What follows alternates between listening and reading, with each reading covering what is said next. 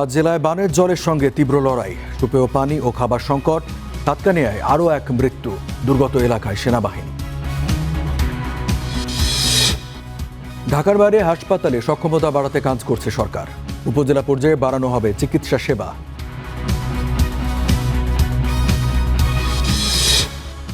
একটি গুলি কেড়ে নিয়েছে শিশু মুসার ভবিষ্যৎ। জুলাই যোদ্ধা ও স্বজনদের দিন কাটছে হতাশায়, চিকিৎসা নিয়ে তালবাহানার অভিযোগ। লালমনিরহাট সীমান্তে 9 জনকে পুশিন, জয়পুরহাট পঞ্চগড়ে 16 জনকে ঠেলে পাঠানোর চেষ্টা প্রতিহত বিজিবির। ঝিমিয়ে পড়ছে জন্ম নিয়ন্ত্রণ কার্যক্রম। 1,500 কোটির বিশেষ প্রকল্পে খরচ হয়নি 1 টাকাও। অর্থ ছাড় না করায় সেবা প্রার্থীর দুর্ভোগ।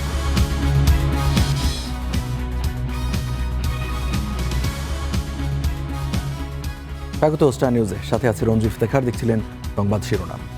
টানা বর্ষণের পর সৃষ্ট বন্যায় চট্টগ্রাম অঞ্চলের বিস্তীর্ণ এলাকায় এখনও পানিবন্দী লাখো মানুষ। বান্দরবান, রাঙামাটি আর খাগড়াছড়ির কিছু এলাকায় পানি কিছুটা কমেছে, তবে চট্টগ্রামের সাতকানিয়া, বাঁশখালী আর কক্সবাজারের চকরিয়া এলাকায় পুরোপুরি পানিবন্দী লাখো মানুষ। এসব এলাকায় দেখা দিয়েছে সুপেয় পানির চরম সংকট। সড়ক যোগাযোগ ব্যাহত হওয়ায় নিত্যপণ্যের সংকটও দেখা দিয়েছে। পাঁচ জেলার পানিবন্দী বহু মানুষ জীবন বাঁচাতে আশ্রয় নিয়েছেন স্কুল, কলেজের বহুতল ভবন সহ আশ্রয় কেন্দ্রগুলোতে। তবে সেখানেও কাটছে মানবতর জীবন। এদিকে বন্যা দুর্গত মানুষের পাশে দাঁড়াতে প্রশাসন এবং দলীয় নেতাকর্মীদের নির্দেশ দিয়েছেন প্রধানমন্ত্রী তারেক রহমান। দুর্গত মানুষের সহায়তায় 7 উপজেলায় মোতায়েন করা হয়েছে সেনাবাহিনী।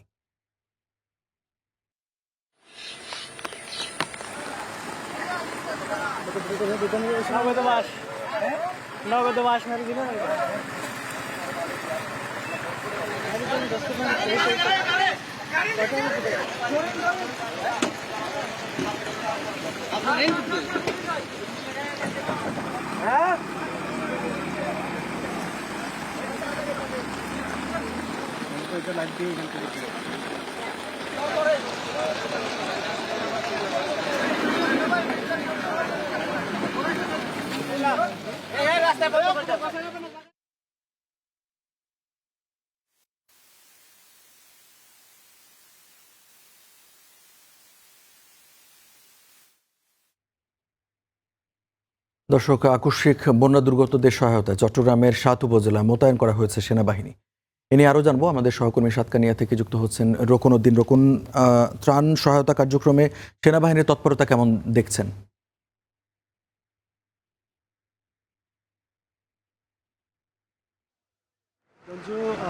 সাতকানিয়ায় আমি এখন আছি সাতকানিয়া উপজেলায়, যেখানে আসলে প্রায় 80 থেকে 90% কিন্তু এলাকা পানির নিচে বলা যায়। এবং এখানে সকাল 10:30 থেকে আমরা দেখেছি সেনাবাহিনীর তৎপরতা, সেনাবাহিনীর উদ্ধার অভিযানের জন্য এ পর্যন্ত 2 থেকে 3টি বোট যে সকল এলাকাগুলো প্লাবিত হয়েছে সেখানে তারা গেছেন। যারা পানিবন্দী হয়ে আছেন তাদেরকে উদ্ধার করার জন্য মূলত গেছেন। এবং ত্রাণ কার্যক্রমের যে বিষয়টি বলছেন সেটি এখন আমরা দেখতে পাইনি, কারণ উপজেলা প্রশাসনের পক্ষ থেকে যেটি বলা হয়েছে, তারা কিন্তু উপজেলা প্রশাসনের পক্ষ থেকে বিভিন্ন জায়গায় তারা ত্রাণ কার্যক্রম পরিচালনা করছেন। কিন্তু স্থানীয়রা যেটি অভিযোগ করছেন, বলছেন যে তারা যেই ত্রাণ কার্যক্রম পরিচালনা করছেন সেটি আসলে যতগুলো মানুষ এই যে ভুক্তভোগী অর্থাৎ পানিবন্দী, সে তুলনায় কিন্তু অপ্রতুল। অর্থাৎ যেখানে 100 পরিবার পানিবন্দী, সেখানে তারা পাচ্ছেন হয়তো বা 40 থেকে 50 প্যাকেট বা এরকম ত্রাণ পাচ্ছেন, সেই বিষয়টি আসলে বলছেন। এবং যেহেতু যোগাযোগ বিচ্ছিন্ন, বিদ্যুৎ নেই, যার কারণে কিন্তু তারা সবচেয়ে বেশি দুর্ভোগে পড়েছেন। পাশাপাশি কারো কোনো অসুস্থতা দেখা দিলে তারা যে কোথাও নিয়ে যাবে সেই বিষয়টি আসলে তারা অনেক বেশি দুর্ভোগে পড়ছেন সেখানেও। নিশ্চয়ই ক্যামেরা ফ্রেমে দেখতে পাচ্ছেন যে ছোট ছোট নৌকাতে করেই বিভিন্ন জায়গা থেকে, অর্থাৎ যেখানে পানিবন্দী হয়ে আছেন সেখান থেকে আসলে তারা তাদের দৈনন্দিন যে কাজ সেগুলো সারার জন্য আসলে ছোট ছোট নৌকায় করে তারা আসছেন।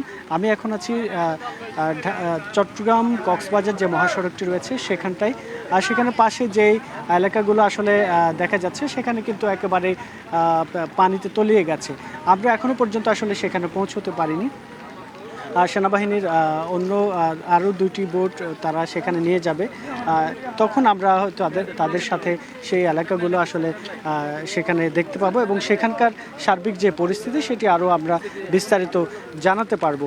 এবং সবচেয়ে বেশি যেই বিষয়টি আসলে দুশ্চিন্তার সেটি হচ্ছে যেহেতু বিদ্যুৎ নেই, তাদের কারো সাথে আসলে যোগাযোগ করা যাচ্ছে না এবং উপজেলা প্রশাসন থেকেও সেটি বলেছেন যে কোন জায়গায় কতটুকু ক্ষতিগ্রস্ত হয়েছে, কি পরিমাণ ক্ষয়ক্ষতি হয়েছে, কতজন নিখোঁজ রয়েছে কিনা সে বিষয়টি আসলে খবরাখবরের জন্য যে যোগাযোগ মাধ্যম সেটি তারা আসলে যোগাযোগ করতে পারছেন না, যার কারণে আসলে একটি দুশ্চিন্তায় পড়েছেন স্থানীয় বাসিন্দা সহ সংশ্লিষ্ট সকলে। এই ছিল আমার কাছে সবশেষ। রোকন, আপনাকে ধন্যবাদ। দর্শক, চট্টগ্রামের সাতকানিয়া থেকে জানাচ্ছিলেন আমাদের সহকর্মী যে আকস্মিক বন্যা দেখা দিয়েছে চট্টগ্রামে, 7 উপজেলায় সেনাবাহিনী মোতায়েন করা হয়েছে, সেই খবর জানাচ্ছিলেন আমাদের সহকর্মী রোকন উদ্দিন। যাচ্ছে পরে সংবাদে। টানা বৃষ্টিতে মানবিক বিপর্যয় চলছে কক্সবাজারের বন্যা দুর্গত এলাকায়। স্বজন হারিয়েছে কমপক্ষে 20টি পরিবার, সহায় সম্বল হারিয়েছেন অনেকেই। এর মধ্যে দেখা দিয়েছে সুপেয় পানি ও খাবারের সংকট। আক্রান্ত এলাকার প্রত্যেকেরই লড়াই চলছে বানের জলের সাথে। মুহিবুল্লাহ মুহিবের তথ্য ছবিতে প্রতিবেদন। কক্সবাজারের পেকুয়া উপজেলার বাসিন্দা হাসিনা বেগম কুড়েঘরের জীবন শেষে নতুন ঘরের স্বপ্ন বুনেছিলেন। তবে বেড়িবাঁধের ভাঙন ভাসিয়ে নিয়ে গেছে হাসিনা বেগমের স্বপ্নকে।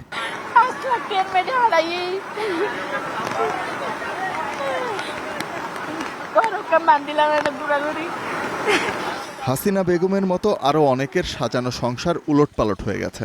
যেখানে কদিন আগেও ছিল জীবনের চাঞ্চল্য, সেখানে এখন কেবলই কাদামাটি আর অথই পানি। মাত্র কয়েকদিনের ব্যবধানে পাহাড় ধসে আর বন্যার তীব্র স্রোতে প্রাণ হারিয়েছেন অন্তত 25 জন।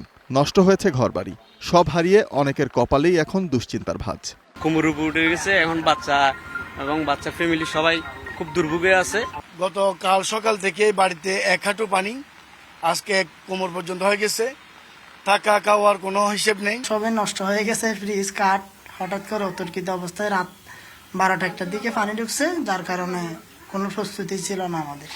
শুধু স্বজন হারানোর বেদনাই নয়, বেঁচে থাকার লড়াইটাও এখানে চরম দুর্বিষহ। চকরিয়া, পেকুয়া, রামু, উখিয়া ও টেকনাফের বিস্তীর্ণ এলাকা এখনও পানির নিচে। এরই মধ্যে দেখা দিয়েছে সুপেয় পানি ও খাবার সংকট।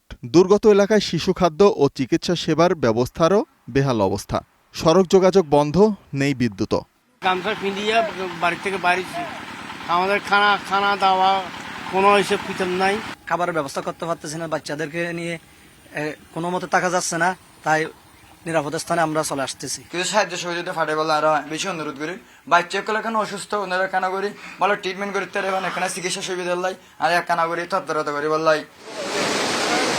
বানভাসীদের সব ধরনের সহায়তা দেয়া হচ্ছে বলে দাবি স্থানীয় প্রশাসনের। কোনাখালীর পুরুত্তাখালী একটা বাঁধ ছিল পানি উন্নয়ন বোর্ডের, এটা ভেঙে গিয়েছে। এখানে আমাদের প্রশাসক সহ স্থানীয় অন্যজন আছে, পানি একটু ঢুকতেছে এবং প্রত্যেকটা ইউনিয়নে এগেনস্টে আমরা চকরিয়াতে 20 টন এবং মাতামুড়িতে আরো 10 টন আমরা ইউনিয়ন পরিষদের অধীনে আমরা বরাদ্দ দিয়েছি। বন্যা কবলিতরা বলছেন, নদী খাল দখলমুক্ত করার পাশাপাশি সময়মতো ড্রেজিং করলে এই দুর্যোগ মোকাবিলা সম্ভব। Desk report, star news. দর্শক, বন্যা পরিস্থিতির খবর জানাতে বান্দরবান এবং কক্সবাজার থেকে আমাদের সাথে যুক্ত হয়েছেন আমাদের সহকর্মীরা। মুহিবুল্লাহ মুহিব কক্সবাজার থেকে এবং বান্দরবান থেকে আকাশ মারমা। আমরা মুহিবুল্লাহ মুহিবের কাছে চলে যেতে চাই, কক্সবাজারের কি পরিস্থিতি জানতে চাইবো। মুহিবুল্লাহ মুহিব, বেশ কয়েকদিন ধরেই তো সেখানে পানিবন্দী অবস্থায় আছে মানুষ এবং বন্যা পরিস্থিতির কোনো উন্নতি এখন পর্যন্ত লক্ষ্য করা যাচ্ছে না। ত্রাণ সহায়তা কার্যক্রম কেমন চলছে জানাবেন।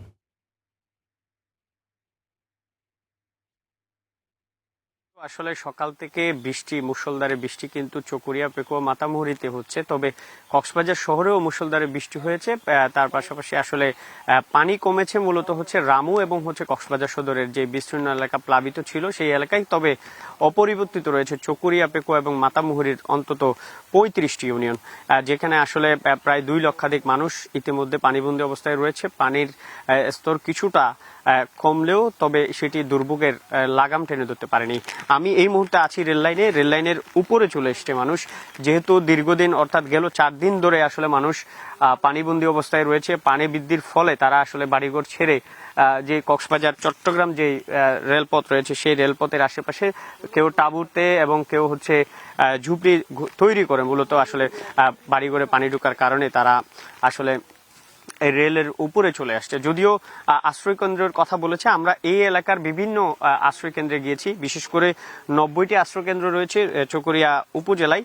এখানের আশ্রয় কেন্দ্রগুলোতে আমরা তেমন কাউকে আসলে দেখতে পাইনি, কারণ আশ্রয় কেন্দ্রগুলোই আসলে পানিবন্দী অবস্থায় রয়েছে। সেখানে আমরা বেশ কয়েকটি আশ্রয় কেন্দ্রে গিয়েছি যেখানে আসলে কোমর সমান পানি রয়েছে। আমরা একটু কথা বলতে চাই একজনের সঙ্গে, খুবই সংক্ষেপে আমাদেরকে বলবেন যে আসলে আপনাদের পানির অবস্থা কি এবং রেলের উপরে আসার কারণ কি?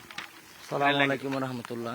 গত বুধবার রাত থেকে আমরা 7 দিন ধরে পানিবন্দি, বেশি অতিরিক্ত পানি ছিল, এখন একটু কমে গেছে। কমে গেলে কি হবে, আমাদের 7 দিন ধরে কোনো কানা দেওয়া, ওষুধপত্র এগুলো নিয়ে সমস্যা, বেশি সংকটে আছি। এই যদি সরকারের কাছ থেকে যদি কিছু সহায়তা পাই থাকি তাহলে আমাদের বেশি সুবিধা হবে মনে করি এটা। ধন্যবাদ আপনাকে। আসলে রঞ্জু, আমি কথা বলছিলাম এখানে রেল লাইনের পাশে যারা উঠেছে তাদেরকে যে ত্রাণ সহায়তা বা সুপেয় পানির যে সংকট সেটি আসলে এখন পর্যন্ত আসলে দেয়া হয়নি। সেই হিসাবে আসলে তারা এই জায়গাগুলো ছেড়ে মূলত হচ্ছে ত্রাণ সহায়তা থেকে শুরু করে আশ্রয় কেন্দ্রগুলো যেহেতু পানিবন্দী অবস্থায় রয়েছে, সেই কারণে তারা রেল লাইনের আশেপাশে যে উঁচু জায়গাগুলো রয়েছে সেখানে সংক্ষিপ্ত আকারে বা ছোট বড় প্রায় শতাধিক পরিবার এখানে আশ্রয় নিয়েছে রেল লাইনের আশেপাশের উঁচু এলাকাগুলোতে। রঞ্জু, এই ছিল আসলে কক্সবাজারের পানিবন্দী মানুষের সর্বশেষ খবরাখবর। মহিবুল্লাহ মুহিব, আপনাকে ধন্যবাদ। দর্শক, আমরা এবারে বান্দরবানের সহকর্মী আকাশ মার্মা আমাদের সাথে আছেন, বান্দরবানের খবর জানবো। আকাশ, পর্যটন নগরী বান্দরবান, সেখানে পর্যটকরা আটকে ছিল, তাদেরকে সরিয়ে নেওয়ার জন্য সেনাবাহিনীর পদক্ষেপ ছিল। স্থানীয়দের কি অবস্থা জানাবেন? এখনো কোনো পর্যটককে আটকে আছেন কিনা জানাবেন।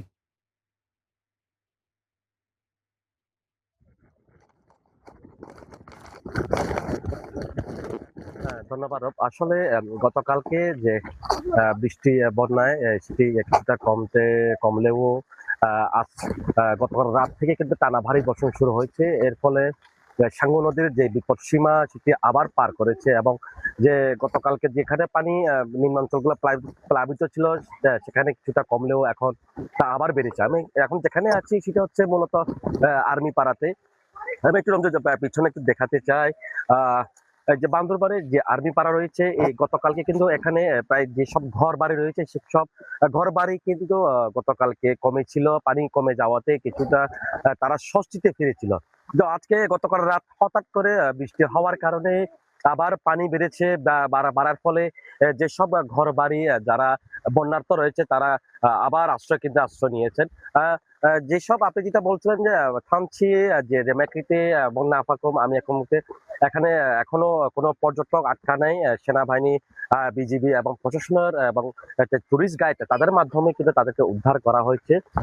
বলা চলে যে বান্দরবানে গত 24 ঘন্টায় প্রায় বৃষ্টিপাতের রেকর্ড 89 মিলিমিটার রেকর্ড করা হয়েছে, যা গত 5 দিনের তুলনায় অনেকটাই কম। কিন্তু গতকাল রাত থেকে যে উজান ঢলে যে পানি নেমে আসার কারণে কিন্তু এই যে নিম্নাঞ্চল রয়েছে সেটা কিন্তু আবারও পানি বৃদ্ধি পেয়েছে এবং ঘরবন্দি রয়েছে। যেসব একই সাথে বলে রাখি যে বান্দরবান যে রাঙামাটি সড়ক যে বালাঘাট এলাকা, সেখানে আবার নতুন করে কিন্তু কয়েকটা বাড়িঘর ডুবে গেছে। ডুবে যাওয়ার ফলে যেসব যারা পানিবন্দী মানুষ রয়েছে তারা কিন্তু তার আশেপাশে তাদের আত্মীয় স্বজনের বাসায় তারা আশ্রয় নিয়েছে।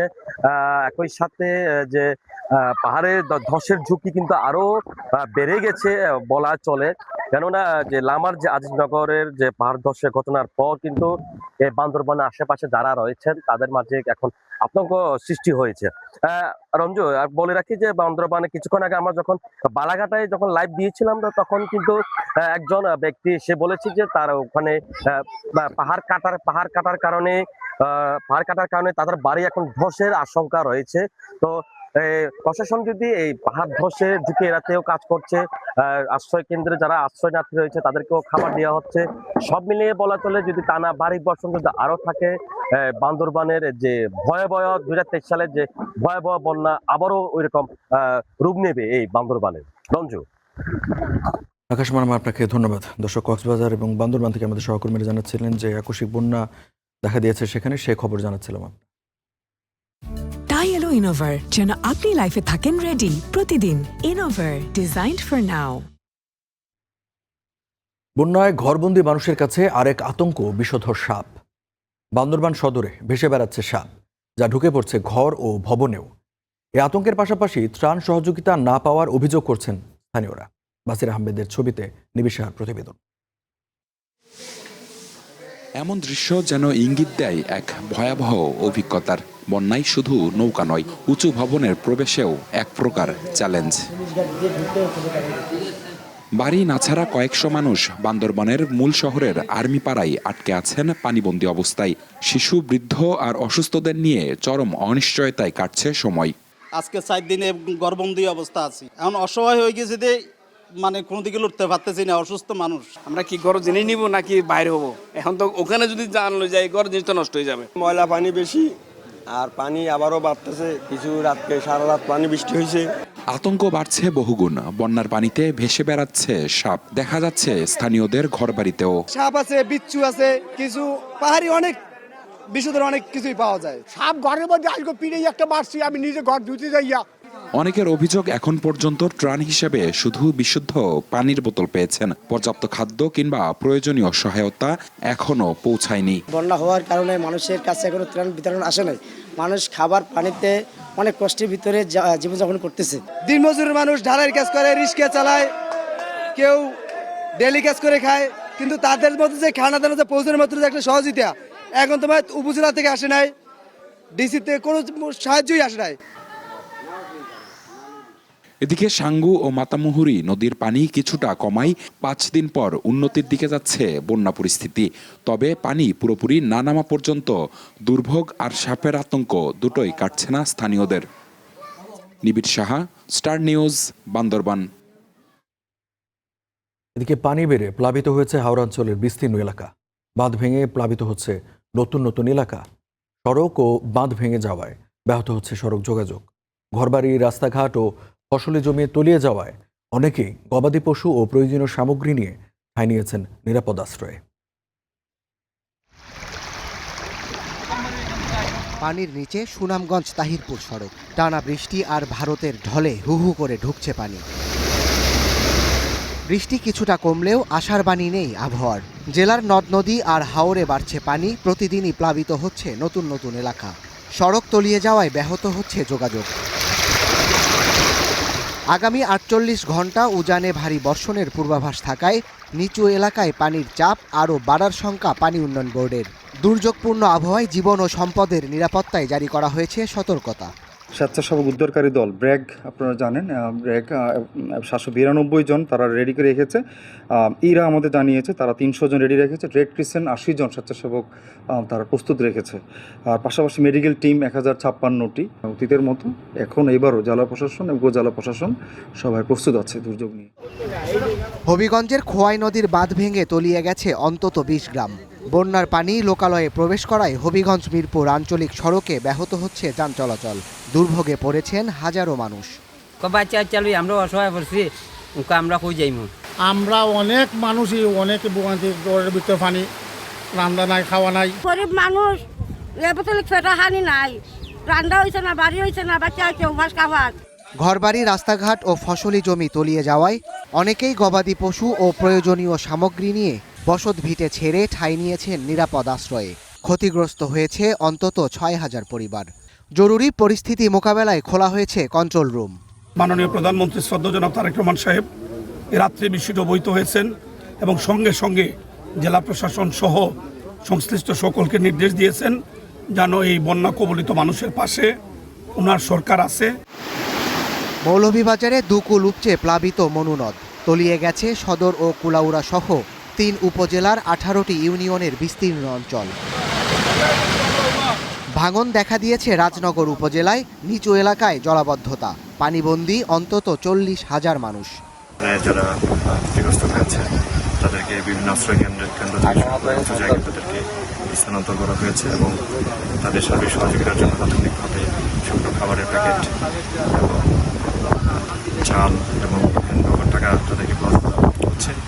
জলাবদ্ধতা ও বানভাসির কবলে মানুষ সংকটে রয়েছেন। জরুরি পরিস্থিতি মোকাবেলায় নগদ অর্থ, শুকনো খাবারসহ সার্বিক সহায়তার আশ্বাস স্থানীয় প্রশাসনের।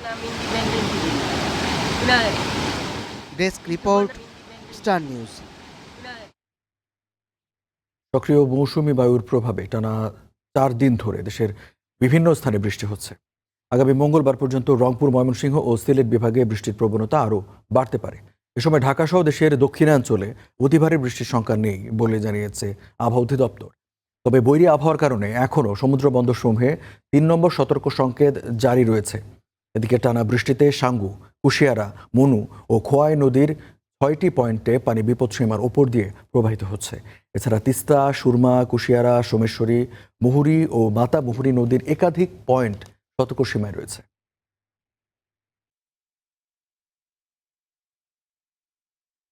গত পরশুদিন সর্বোচ্চ বৃষ্টিপাত ছিল 211, প্রায় চট্টগ্রামে 100 মিলিমিটার কম বৃষ্টি হয়েছে। যদিও 100 মিলিমিটার এটা অতি ভারী বর্ষণ, এটা গ্র্যাজুয়ালি ওইদিকে বৃষ্টি কমে যাচ্ছে।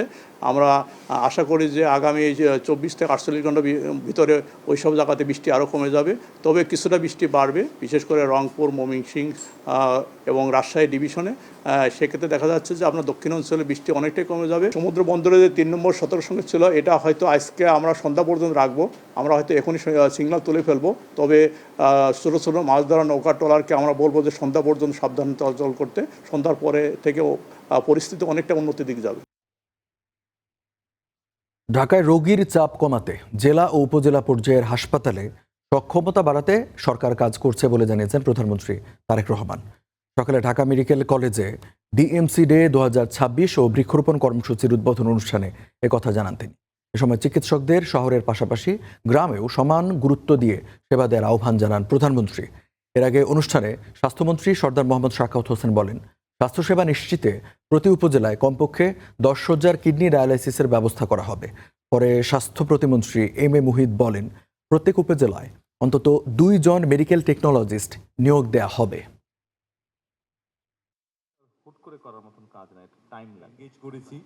এবং আমরা আমাদের যে ইকুইপমেন্টস ইম্পোর্টে আমরা যাচ্ছি, এগুলো আমরা এক্সপোর্টে যাচ্ছি, ইম্পোর্টে যাচ্ছি, এটা আমাদের উপজেলা লেভেল পর্যন্ত পৌঁছলো।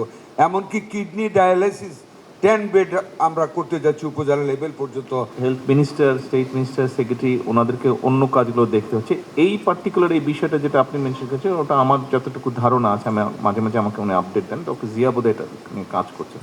তো আমরা আশা করি যেটা আমরা বলেছিলাম, ইনশাল্লাহ একটা সময় তো আমরা সেই পর্যায়ে যেতেই পারবো। আমরা শুরু করি।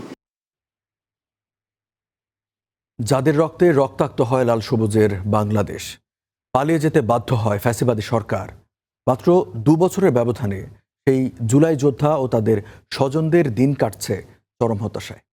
তাদেরই একজন রামপুরার মোস্তাফিজুর রহমান, যার মাকে কেড়ে নিয়েছে আততায়ীর বুলেট। মাথায় গুলিবিদ্ধ 8 বছরের ছেলে মুসাকে করেছে জীবন মৃত। জরুরি ভিত্তিতে শিশুটিকে সিঙ্গাপুরে নেওয়া প্রয়োজন হলেও তা আমলে নিচ্ছে না মন্ত্রণালয়। বিষয়টি স্বাস্থ্যমন্ত্রীর নজরে এনেছে স্টার নিউজ। হাবিবুর রহমান অভির প্রতিবেদন, ক্যামেরায় ছিলেন মীর শাহিন। বুলেটটা ঠিক এই জায়গা দিয়ে ঢুকে এই জায়গা দিয়ে বের হয়ে যায়। গুলি উড়ে গেছে, গুলি কেটে ফেলে দেওয়া লাগছে। চিকিৎসা নিয়ে যে আমাদের এত ঘোরাচ্ছে, তাহলে তো আমাদের আত্মহত্যা করা ছাড়া কোনো উপায় থাকবে না। আমার একমাত্রই সন্তান। ভাগ্যক্রমে বেঁচে ফিরলেও ছোট্ট মুসার জীবন এখন যেন আরো ছোট। জুলাইয়ের ঘাতক বুলেট A4 করে দিয়েছে মুসার মগজ। কৃত্রিম খুলি নিয়ে এভাবে বেঁচে থাকাটা যেন বেঁচে না থাকার মতোই। পাইলট হতে চাইছিল, পাইলট হওয়ার জন্য বলছি বাবা যে ইংলিশে পড়াশোনা করতে হয়। ও তখন বলে যে আমি ইংলিশে পড়াশোনা করবো বাবা, তাও আমি পাইলট হব। কিন্তু হয়তো এই স্বপ্ন আর পূরণ হবে না, কারণ দুনিয়াতে মা মরার পর ও ছাড়া আমার আর কেউ নাই। নৌকে নিয়ে আমার দুনিয়া। হারিয়ে গেছে মাঠের শৈশব, পড়ার টেবিলেও জমেছে ধুলো। স্ট্রেচার আর বাবার কোল ছাড়া একেবারেই অসহায় মুসা। এক কথায় 8 বছরের উচ্ছ্বাস, উদ্দীপনা আর কৌতূহল এখন পুরোপুরি ঘরবন্দি। ঢাকা মেডিকেলে ওর প্রায় 12টা সার্জারি হয়েছে এবং CMH 7টা প্লাস, এই টোটাল 19টা সার্জারি ওর বাংলাদেশেই হয়েছে। মুসার বাবা জানান, অন্তর্বর্তী সরকারের সময় বেশ কয়েকবার সিঙ্গাপুরে নেওয়া হয়েছে। দেশে ফিরে এখন চিকিৎসা চলছে সম্মিলিত সামরিক হাসপাতাল সিএমএইচে। সেখানকার বিশেষজ্ঞরা পরামর্শ দিয়েছেন মুসাকে জরুরি ভিত্তিতে সিঙ্গাপুরে নেয়ার, কিন্তু স্বাস্থ্য মন্ত্রণালয়ের অনুমোদন না পাওয়ায় এবছরে বাতিল হয়েছে তা। এখন বাইরে বারবার অ্যাপয়েন্টমেন্ট নিলে যদি আমরা না যাই, তারা থার্ড টাইম তো আর নিবে না। তো গুলি লেগে বাঁচার মতো একমাত্র বাংলাদেশি মানে ওই বেঁচে আছে। আমাদের এই ছোট শিশু মুসার চিকিৎসা নিয়ে যে আমাদের এত ঘুরাচ্ছে, এই হ্যাসেলটা থেকে আমরা মুক্তি চাই। মুসার বাবার কথা সরকারের দরজায় কড়া নাড়লেও এখনো মেলেনি কাঙ্ক্ষিত কোনো জবাব। তার কঠিন বার্তা, বিদেশে চিকিৎসার ব্যাপারে সহযোগিতা করতে না পারলে তা স্পষ্ট করুক সরকার।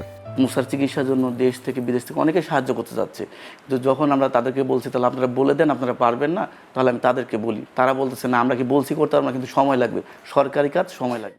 অথচ মন্ত্রীর দপ্তরে এরকম একটি সেন্সিটিভ কাগজ পৌঁছে দিলেও তা পৌঁছায়নি স্বাস্থ্যমন্ত্রীর টেবিলে। বিষয়টি নিয়ে মন্ত্রীর সঙ্গে সরাসরি কথা বলে স্টার নিউজ। আমার নলেজে আসেনি। আমি just after arrival in the office I must look after it. মানে তার হচ্ছে 2 বার অলরেডি সিঙ্গাপুরে যাওয়ার অ্যাপয়েন্টমেন্ট বাতিল করা হয়েছে, একটা শিশু। আমি এখন গিয়ে এটা খবর নেব এবং আপনার ফোন নাম্বারটা দিয়ে দেন, আমি কল করবো আপনাকে। যদিও গেল কয়েকদিন মন্ত্রণালয়ের বারান্দায় ঘোরাঘুরির পর এমন আশ্বাসে আর বিশ্বাস খুঁজে পাচ্ছেন না হতভাগ্য এই বাবা। বলছেন চোখের সামনে সন্তানের মৃত্যু হলে আত্মহত্যা করবেন তিনি। সরকার তরফে থেকে ওর চিকিৎসা না করাতে পারে, ব্যর্থ হয়, আমাদের বলে দিক আমরা পারবো না, তাহলে আমরা অন্য পথ বেছে নিই। তাহলে তো আমাদের আত্মহত্যা করা ছাড়া কোনো উপায় থাকবে না, আমার একমাত্রই সন্তান। বিষয়টির বিস্তারিত জানতে গন্তব্য এবার সচিবালয়ে। স্বাস্থ্য মন্ত্রণালয়ের সেই যুগ্ম সচিবের রুমে, যার কাছে কাগজ দিয়ে এসেছিলেন মুসার বাবা, তবে তার সাক্ষাৎ পাওয়া যায়নি। 24-এর 24 মাস পেরিয়েছে, বদলেছে প্রেক্ষাপট। যাদের কাঁধে ভর করে দাঁড়িয়ে আছে আজ নতুন বাংলাদেশ, সেই কাঁধগুলো হারিয়েছে শক্তি, হয়েছে নতজানু। কিন্তু কেন? এদিকে কোনো ষড়যন্ত্র নাকি রাষ্ট্রীয় উদাসীনতা? হাবিবুর রহমান অভি, স্টার নিউজ, ঢাকা। দর্শক, সংবাদের শুরু দিকে জানাচ্ছিলাম যে দেশের বিভিন্ন স্থানেই কিন্তু হঠাৎ বন্যা পরিস্থিতি তৈরি হয়েছে এবং পার্বত্য অঞ্চলে সেটা বেশি দেখা যাচ্ছে। বান্দরবানে আছেন আমাদের সহকর্মী নিবিড় সাহার সাথে যুক্ত হতে চাই এবং বান্দরবানের এখনকার পরিস্থিতি জানতে চাই। নিবিড়।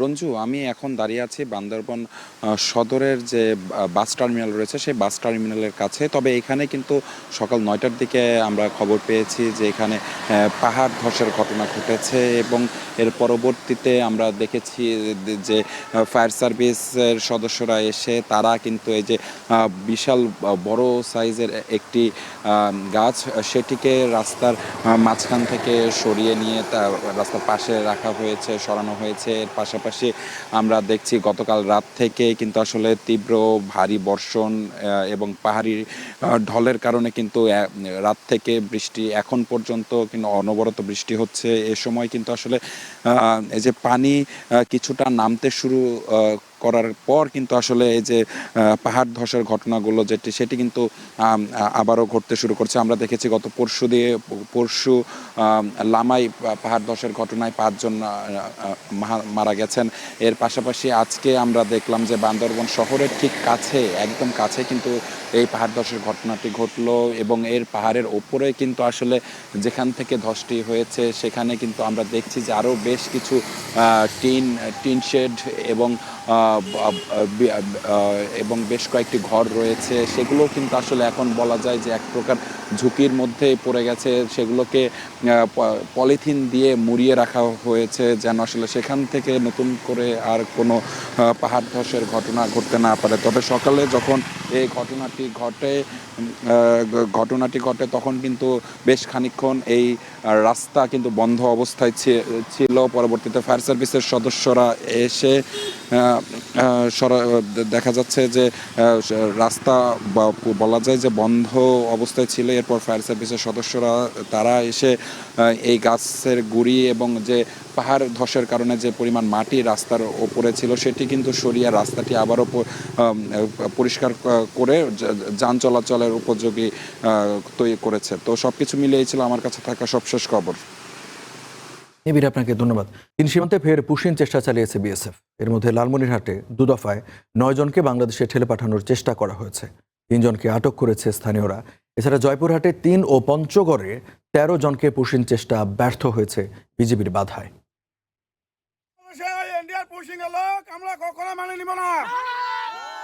পুশিন চেষ্টার প্রতিবাদে লালমনিরহাটের পাটগ্রাম সীমান্তবাসীর এই বিক্ষোভ প্রতিবাদ। শনিবার রাতের আঁধারে বুড়িমারি সীমান্ত দিয়ে প্রথমে 6 জনকে পুশিনের চেষ্টা করে বিএসএফ। তাদের মধ্যে 3 জনকে আটক করে স্থানীয়রা। ভোররাতে আরও 3 জনকে বাংলাদেশে ঠেলে পাঠানোর চেষ্টা করে বিএসএফ। রাত্রে মনে করে পার করে দিয়েছে, আমরা এটা মেনে নিব না, আমরা ফেরত দিব। পুশিন চেষ্টা হয়েছে জয়পুরহাটের পশ্চিম রামকৃষ্ণপুর সীমান্তে। 2 নারীসহ 3 জনকে বাংলাদেশে ঠেলে পাঠানোর চেষ্টা ব্যর্থ হয়েছে বিজিবির বাধায়। পঞ্চগড় সীমান্তেও একই চিত্র। 13 জনকে পুশিনের চেষ্টা করেছে বিএসএফ, সেখানেও বাধা দিয়েছে বিজিবি। ভারতের পশ্চিমবঙ্গে রাজনীতিতে ক্ষমতার পালাবদলের পর থেকেই সীমান্তে চলছে পুশিন চেষ্টা। Hasibur Rahman, star news. ফরিদপুরে সরকারি শিশু পরিবারে কিশোরী অন্তঃসত্ত্বার ঘটনায় ধর্ষণ মামলার একমাত্র আসামি ওয়াহিদ শেখ নামে এক দর্জিকে কারাগারে পাঠানো হয়েছে।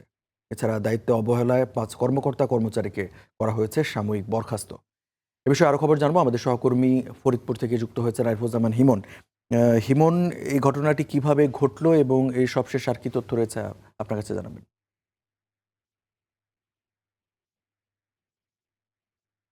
রঞ্জু, মামলার এজাহারে আসলে এই বছরের জানুয়ারির 5 তারিখে চকলেটের প্রলোভন দেখিয়ে অভিযুক্ত কিশোরীকে ধর্ষণ করে এমন কথা কিন্তু আসলে উল্লেখ করছেন। যদিও এই এজাহারটি আসলে দায়ের করেছেন এই সরকারি শিশু পরিবারের যিনি তত্ত্বাবধায়ক মোহাম্মদ আরিফ হোসেন। তিনি এই শিশুটি অসুস্থ হয়ে যাওয়ার পর তাকে যখন হাসপাতালে নেওয়া হয়, হাসপাতালের কর্তব্যরত চিকিৎসক তাকে যখন অন্তঃসত্ত্বা, অর্থাৎ এখানে বলা হয়েছে যে প্রায় 27 সপ্তাহ 2 দিনের অন্তঃসত্ত্বা শিশুটি ছিল। এরপরে কিন্তু তিনি 6 জুলাই ফরিদপুর কোতোয়ালি থানায় একটি এজাহার দায়ের করেন। যদি এই ঘটনার পর কিন্তু একজনকে, অর্থাৎ মামলার যে অভিযুক্ত যাকে আসলে এজাহারের আসামি হিসেবে আসলে আনা হয়েছে, ওয়াহিদ শেখ, ওনার বয়স 54 বছর, ওনাকে গ্রেফতার করে আসলে আদালতে পাঠানো তাকে কারাগারে পাঠানো হয়েছে। এবং এই ঘটনার পরপরই কিন্তু 5 জনকে সাময়িক বরখাস্ত করেছে তাদের দায়িত্ব অবহেলার কারণে। তবে মামলার যে প্রধান বাদী, অর্থাৎ এই যে সরকারি শিশু পরিবারের যে তত্ত্বাবধায়ক আরিফ হোসেন, তাকেও ইতিমধ্যে তাকেও সাময়িকভাবে বরখাস্ত করা হয়েছে। অর্থাৎ তাকে সহ এ পর্যন্ত প্রায় 6 জনকে সাময়িক বরখাস্ত করা হয়েছে। আমি ফরিদপুর জেলা প্রশাসকের সাথে আমি কথা বলেছিলাম। তিনি আমাকে জানিয়েছেন যে এই মামলা, এই ঘটনাকে কেন্দ্র করে একটি তদন্ত কমিটি গঠন করা হয়েছে, অর্থাৎ 4 সদস্যের একটি তদন্ত কমিটি গঠন করা হয়েছে। যেহেতু এই তদন্ত কমিটিতে যেহেতু সমাজসেবা অধিদপ্তর অভিযুক্ত, যার কারণে কিন্তু জেলা পুলিশ এবং সিভিল সার্জন এবং জেলা প্রশাসনের তত্ত্বাবধানে এই তদন্ত কমিটিটা থাকবে। এই তদন্ত কমিটির রিপোর্ট খুব দ্রুত সম্ভব আসলে দেওয়ার নির্দেশনা প্রদান করেছেন জেলা প্রশাসক। এই ছিল রঞ্জু, ফরিদপুর থেকে যেই শিশুর ধর্ষণের যে ঘটনা, সেই ঘটনার সর্বশেষ তথ্য আমার কাছে। রঞ্জু। হিমন, আপনাকে ধন্যবাদ। দর্শক, আমাদের সহকর্মী আরিফুজ্জামান হিমন জানাচ্ছিলেন ফরিদপুর থেকে একটি শিশু পরিবারের শিশু ধর্ষণের মতো ঘটনা ঘটেছে এবং সেখানে মূল অভিযুক্ত যিনি, তাকে আটক করা হয়েছে, সে খবর জানাচ্ছিলেন সহকর্মী। যাচ্ছে পরের সংবাদে। কাশিমপুর হাই সিকিউরিটি কেন্দ্রীয় কারাগার থেকে পালিয়ে যাওয়া হত্যা মামলার মৃত্যুদণ্ডপ্রাপ্ত আসামি আবদুল্লাহ শিকদারকে গ্রেপ্তার করেছে র্যাব 4। রাজধানী দারুসালাম এলাকা থেকে শুক্রবার বিকেলে তাকে গ্রেপ্তার করা হয়। সকালে রাজধানী মিরপুরে সংবাদ সম্মেলনে এই তথ্য জানায় সংস্থাটি। র্যাব জানায়, 2021 সালে গোপালগঞ্জের একটি হত্যা মামলায় মৃত্যুদণ্ডপ্রাপ্ত আসামি আবদুল্লাহ শিকদার 2024 সালের 6 আগস্ট কারাগার থেকে পালিয়ে যান তিনি। এরপর গ্রেপ্তার এড়াতে ছদ্মবেশে দেশের বিভিন্ন স্থানে আত্মগোপনে ছিলেন। পরে গোপন সংবাদের ভিত্তিতে অভিযান চালিয়ে তাকে গ্রেপ্তার করা হয়।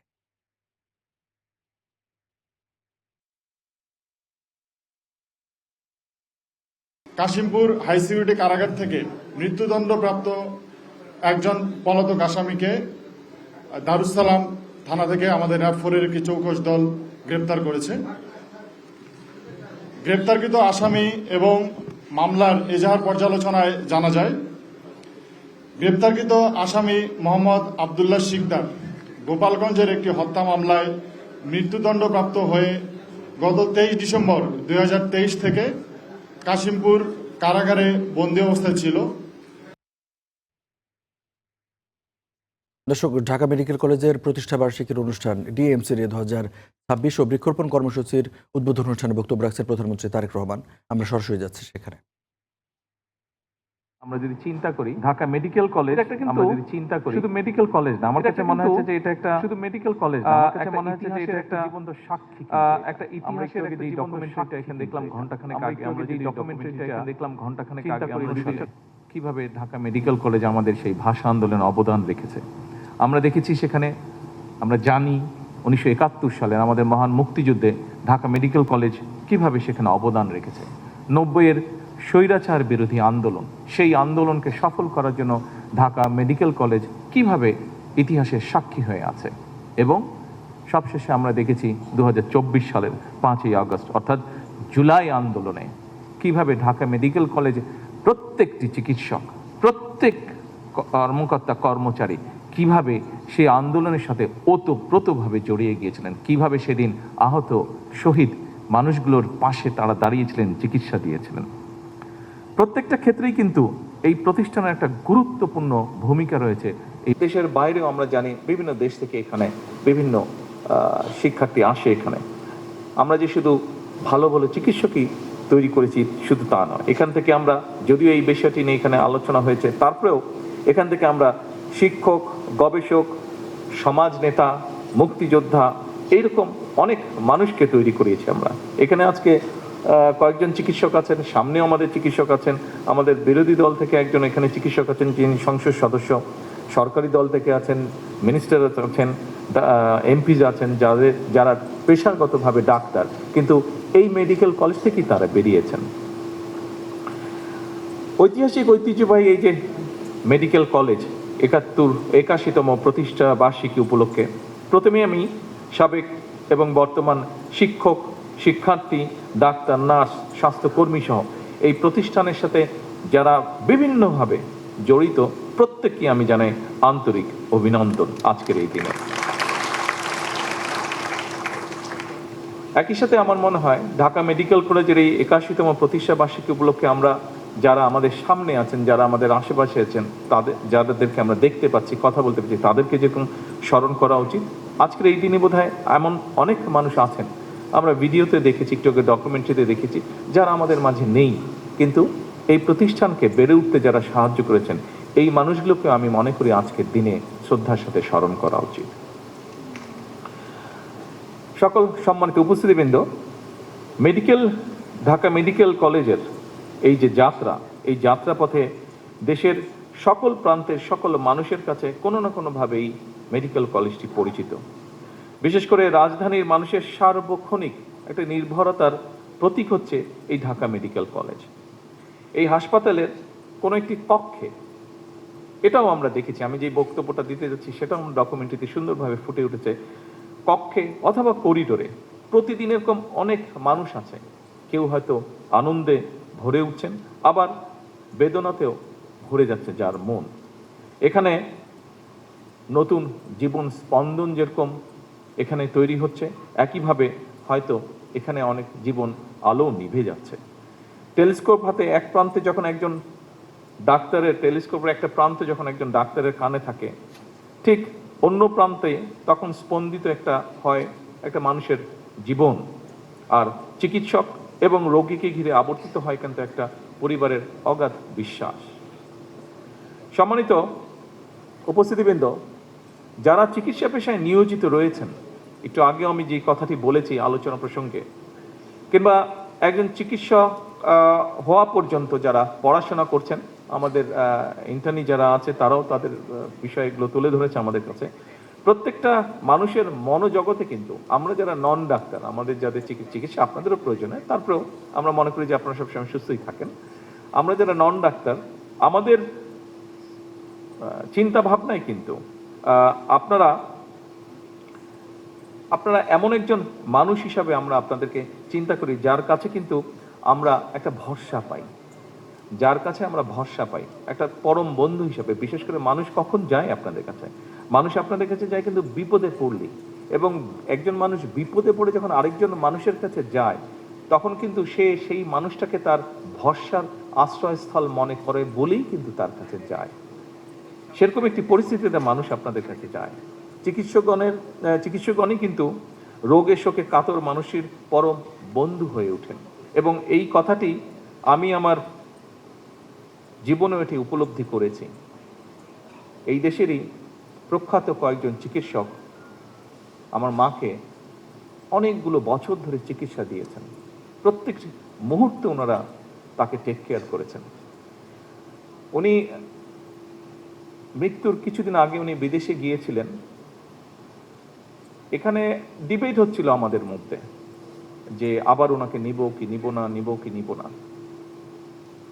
আমি ব্যক্তিগতভাবে যেটা বলেও ছিলাম বিভিন্ন মানুষকে যে আপনারা ওনাকে নিতে চাচ্ছেন, কিন্তু এখানে যেই চিকিৎসকগণ ওনাকে যেই সেবাটা দিচ্ছে 24টা ঘন্টার প্রতিটি মুহূর্ত, আমি দেখেছি বিদেশি, হ্যাঁ বিদেশে গেলে হয়তো টেকনিক্যাল সাপোর্টটা ভালো পাওয়া যাবে, ভালো ইকুইপমেন্ট হয়তো আছে, আরও হয়তো অ্যাডভান্স ইকুইপমেন্ট আছে, ওষুধপত্রের ব্যাপারে খুব হয়তো ডিফারেন্স থাকবে না, হয়তো হার্ডলি ডিফারেন্স থাকবে, কিন্তু এই যে হিউম্যান টেক কেয়ার যেটা আমি মনে করি না এটা বিদেশে গেলে পাওয়া যেত কোনোভাবে। যেই সেবাটা ওনার জীবনের শেষ দিন না, আমি বলবো শেষ মুহূর্ত পর্যন্ত, শেষ মুহূর্তে আমার আল্লাহ তৌফিক দিয়েছিলেন, আমি সেখানে থাকতে পেরেছিলাম। আমি দেখেছি সেই মানুষগুলো কিভাবে ওনাকে সেবা দিয়েছেন, কিভাবে শুশ্রূষা করেছেন ওনার। এইটা বোধহয় যতই ভালো হসপিটাল হোক পৃথিবীর, যতই অর্থ দিয়ে হোক, এইটা পাওয়া যেত না। সেজন্য ব্যক্তিগতভাবে আমি সেই মানুষগুলোর কাছে অত্যন্ত কৃতজ্ঞ। উপস্থিতিবৃন্দ, হাসপাতালের নিরাপত্তা ব্যবস্থা তথা চিকিৎসক, নার্স এবং সকল স্বাস্থ্যকর্মীর নিরাপত্তা নিশ্চিত করতে এর ভিতরে যেটি আলাপ আলোচনা হয়েছে, আমাদের প্রত্যেকটা স্বাস্থ্য উপজেলা কমপ্লেক্সে আমরা নিরাপত্তা ব্যবস্থাটা জোরদার করেছি। কিছুদিন আগে ওসমানী উদ্যানে আমাদের যারা উপজেলা হেলথ কমপ্লেক্সে কাজ করেন সরকারি চিকিৎসকগণ, তারা এটি বলেছিলেন, এবং তাৎক্ষণিকভাবে আমি সেই ব্যবস্থাটি সমস্যার সমাধানের চেষ্টা করেছি। ব্যাপারটি ধীরে ধীরে আমরা সিচুয়েশনটি নিশ্চয়ই উন্নত করতে সক্ষম হয়েছে। এর বাইরে আমরা হাসপাতালগুলোতে এই সিকিউরিটির জন্য 10 জন করে আনসার সদস্য মোতায়েনের যেমন আমরা সিদ্ধান্ত নিয়েছি, এর বাইরেও রোগীদের চিকিৎসা সেবা নিশ্চিত করতে আমরা আরও 5000 MBBS চিকিৎসক নিয়োগের কার্যক্রম আমরা শুরু করেছি। পাশাপাশি শুধু তো ডাক্তার বা চিকিৎসক অ্যাপয়েন্ট করলেই হবে না, এর পাশাপাশি ওনাদের হ্যান্ডসগুলোও লাগবে। ফলে আমরা নার্স, মেডিকেল টেকনোলজিস্ট যেটি আমরা আলাপ করেছি, ফার্মাসিস্ট, মিডওয়াইফ এবং অন্যান্য স্বাস্থ্য পেশাজীবী যেগুলো আছে, বিদ্যমান আছে, সেগুলো শূন্য পদও দ্রুত তার সাথে যাতে এই শূন্য পদগুলো পূরণ করা যায় সেটি। দর্শক, ঢাকা মেডিকেল কলেজের প্রতিষ্ঠাবার্ষিকী অনুষ্ঠানে বক্তব্য রাখছিলেন প্রধানমন্ত্রী তারেক রহমান। আমরা সরাসরি ছিলাম সেখানে। জন্ম নিয়ন্ত্রণ সামগ্রীর তীব্র সংকট মোকাবিলায় 1 বছর আগে নেওয়া হয়েছিল 1663 কোটি টাকার একটি বিশেষ প্রকল্প, যার মেয়াদ শেষ হয়ে গেছে, অথচ প্রকল্পের একটি টাকাও খরচ করা যায়নি। অবশ্য এজন্য দায় অর্থ বিভাগের। প্রকল্প পরিচালক জানিয়েছেন, অর্থচার না করায় খরচ হয়নি কোনো টাকা। প্রকল্প বাস্তবায়ন না হওয়ায় মাঠ পর্যায়ে তৈরি হয়েছে চরম স্থবিরতা, আর দুর্ভোগে পড়েছেন সেবা প্রার্থীরা। বিস্তারিত জানাচ্ছেন মাহবুল ইসলাম। দীর্ঘদিনের অনিয়ম, দুর্বল পরিকল্পনা এবং প্রশাসনিক অদক্ষতায় ভেঙে পড়েছে পরিবার পরিকল্পনা অধিদপ্তরের স্বাভাবিক স্বাস্থ্যসেবা কার্যক্রম।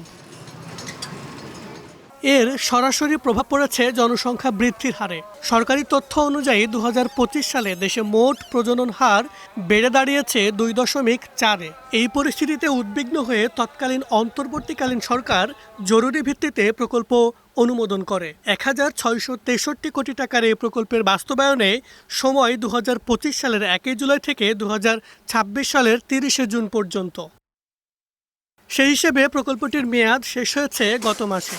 তবে বিস্ময়কর হলেও সত্য, এ পর্যন্ত প্রকল্পের কোনো টাকাই ব্যয় করা হয়নি। ফলে পরিবার পরিকল্পনা কার্যক্রম স্মরণকালের মধ্যে সবচেয়ে নাজুক অবস্থায় পৌঁছেছে বলে অভিযোগ সংশ্লিষ্টদের। কোথাও হয়তো কয়েকটা পিল আছে, কোথাও কয়েকটা কন্ডোম আছে, অল্প কিছু সীমিত, যেটা দিয়ে মানে 2-5 দিনও চলা সম্ভব না, এরকম অবস্থা। ওই দেই যেগুলো একদম এমার্জেন্সি তাদেরকে দেই, আর বেশিরভাগ বুঝানো হয় যে এই করে ওষুধ দিয়ে ফ্যামিলি প্ল্যানিং চলে নাকি। তাহলে রুগীরা তো বাইরে যে বলবো যে ওনার কাছে ওষুধ চাইলাম ওষুধ দিল না, আসলে তো উনি জানে না যে আমার কি ওষুধ দেয়। এদিকে নতুন অর্থ বছরে জন্ম নিয়ন্ত্রণ সামগ্রী কেনার জন্য 1001 কোটি টাকার বরাদ্দ রাখা হলেও এটি ব্যয় হবে কিনা তা নিয়েও রয়েছে সংশয়। ক্যামেরার সামনে কথা বলতে রাজি না হলেও প্রকল্প পরিচালক জানান 2025-26 অর্থ বছরের জন্য বরাদ্দকৃত অর্থ ছাড় করেনি অর্থ মন্ত্রণালয়, যে কারণে তারা খরচ করতে পারেননি। অন্যদিকে অর্থ মন্ত্রণালয়ের সংশ্লিষ্ট কর্মকর্তার দাবি কাগজে অসঙ্গতি থাকার কারণে অর্থ ছাড় করা যায়নি। বিশেষজ্ঞরা বলছেন প্রকল্প বাস্তবায়নে এখনও পুরনো আমলাতান্ত্রিক জটিলতা ও দায়সারা সংস্কৃতি কাটিয়ে ওঠা যায়নি। এই পরিস্থিতি থেকে বের হয়ে জবাবদিহিতা ও দক্ষতা বাড়ানোর পরামর্শ তাদের। আমাদের এই প্রকল্প পরিচালক যারা হন তারা ওই প্রকল্পটা চালানোর মতো ওঠানোর মতো দক্ষ কিনা এটা এক নাম্বার দেখতে হবে। দ্বিতীয়ত তারা যদি সাকসেসফুল না হয় সেটার কৈফিয়তটা দিতে হবে, সেই প্রশ্নগুলো আমাদের করতে হবে। সিরিয়াসলি নেন, যেই জিনিসটা হবে প্রজেক্টটা টাইমলি হবে, এটার ইম্প্যাক্টটা ভালো পাওয়া যাবে, প্লাস যারা কাজ করবে তারাও সিরিয়াসলি কাজ করবে। জন্ম নিয়ন্ত্রণ ও পরিবার পরিকল্পনা খাতে বিভিন্ন সময়ে নানা নামে নতুন প্রকল্প নেওয়া হলেও অধিকাংশই বিতর্কের বাইরে থাকতে পারেনি। মাহবুল ইসলাম, স্টার নিউজ, ঢাকা। এই ছিল স্টার নিউজে। এতক্ষণ সাথে থাকার জন্য ধন্যবাদ সবাইকে।